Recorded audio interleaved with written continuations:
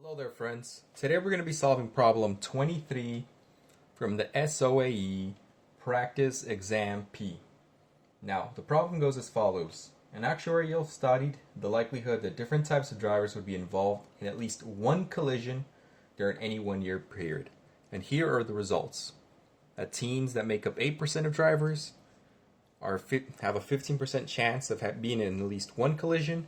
Young adults, being 16% of drivers, have an 8% chance, 45% for people in their midlife, and 5% for seniors, who make up 31% of drivers. If you add these all up, that's 100% of the drivers.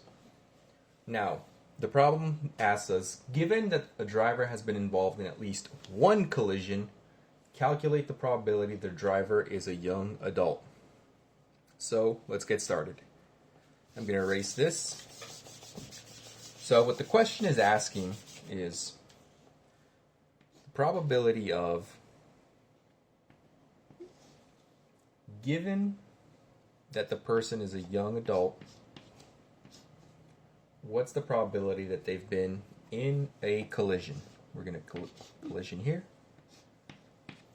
Now this is just a simple posterior probability problem, so we're just going to apply Bayes' theorem. So this is equal to, just to write it out, the probability of a collision given that they're a young adult times the probability of being a young adult over, our space is, of course, we take the probability of a collision given teen times the probability of being a teen plus the probability of collision given young adult, the probability of being a young adult,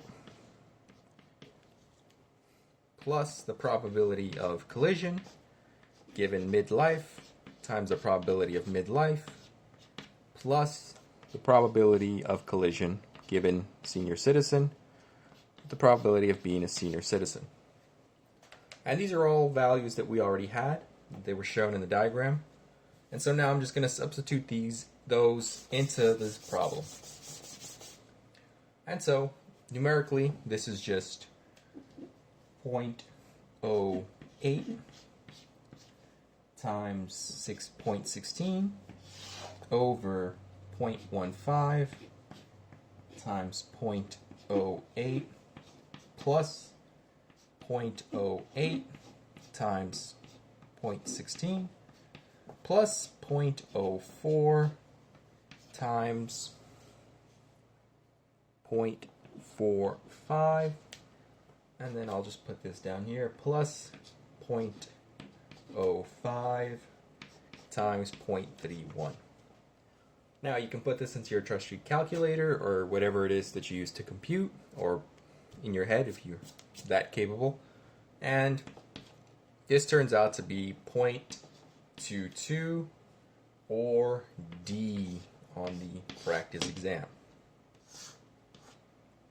Now, if there's any questions, comments, or concerns regarding the problem, feel free to let me know in the comments section.